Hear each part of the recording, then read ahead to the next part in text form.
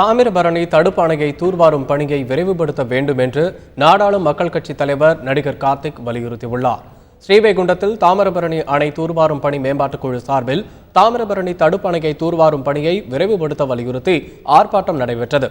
இதில் நாடாளும் மக்கள் கட்சி நிறுவன தலைவர் கார்த்திக் கலந்து கொண்டார்.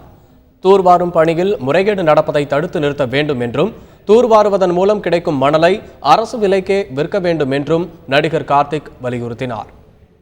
தூர்வாரும் பணியில் கிடைக்கும் மணலை அரசு விலைக்கு பொதுமக்களுக்கு கொடுத்துடுங்கள். 3000 கோடி இல்ல 10,000 கோடி என்ன 20,000 கோடி ஆகிற வரைக்கும் கூட நாங்கள் மணல் கொள்ளையை நிறுத்த மாட்டோம். இன்னைய குடும்பம் இது. கோர்ட்ல இருந்து ஆர்டர் வந்திருக்கு அரசுக்கு.